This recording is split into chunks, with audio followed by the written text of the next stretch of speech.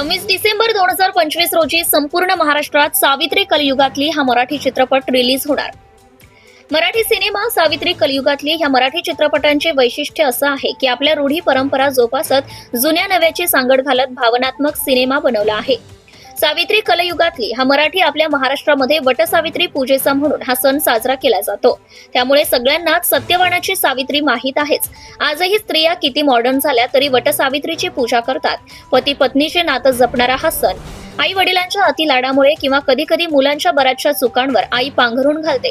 आपल्या लाडाच्या पदराखाली आपलंच मूल बिघडते हे कदाचित तिच्या लक्षात येत नसतं.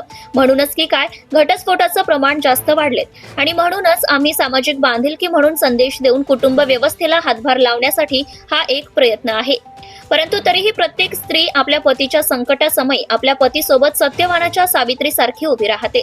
मुलावर जर संकटाची अशीच काही वेळ आली तर आई वडिलांची माया सुद्धा त्यांच्या पाठीशी उभी राहते. असंच काहीसं या चित्रपटात तुम्हाला पाहायला मिळेल.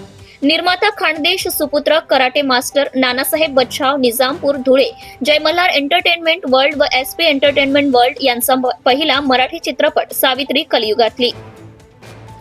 कथा पटकथा दिग्दर्शन प्यारेलाल शर्मांचं आहे. सहनिर्माते धनश्री बच्छाव, सहनिर्माता रवी कुमार. तर चित्रपटाच्या लीड रोलमध्ये अभिनेता पवन चौरे व अभिनेत्री महक शेख मुख्य भूमिकेत आहेत. नकारात्मक मुख्य भूमिकेत आहेत श्री जयराज नायर व खलनायकाच्या रोलमध्ये नानासाहेब बच्छाव यांनी काम केले.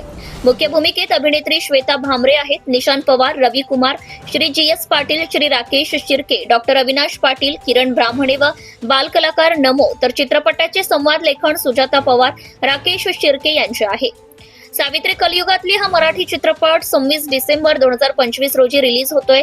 सगळ्यांनी थिएटरला जाऊन एकदा पाहावा. या चित्रपटामध्ये मला लीड रोल करण्याचं योग आलं असं अभिनेत्री श्वेता भामरे यांनी सांगितलंय. आयुष्यात या चित्रपटामुळे मला बरंच काही शिकायला मिळेल आणि आदर्श घेण्यासारखा चित्रपट आहे. या चित्रपटाची कहाणी चांगली आहे. गाणी देखील एकाहून एक भारी आहेत. मनाला वेड लावणारा हा चित्रपट आहे. चित्रपटगृहात जाऊन सर्वांनी पाहावा असं त्यांनी सगळ्यांना म्हटलंय. राज्य वनमंत्री आदरणीय गणेशजी नाईक यांनी या चित्रपटाचे ट्रेलर पोस्टर लॉन्च केले व शुभेच्छा दिल्या. दिग्दर्शक प्यारेलाल शर्माने साहेबांनी या चित्रपटासाठी बरीच मेहनत घेतली आहे. अखेर त्यांनी 26 डिसेंबर 2025 रोजी रिलीज होणार आहे असं जाहीर केलंय. मीडिया पार्टनर सुनील भोसले यांनी न्यूज देणे प्रसार करणे हे निस्वार्थीपणे केले आहे.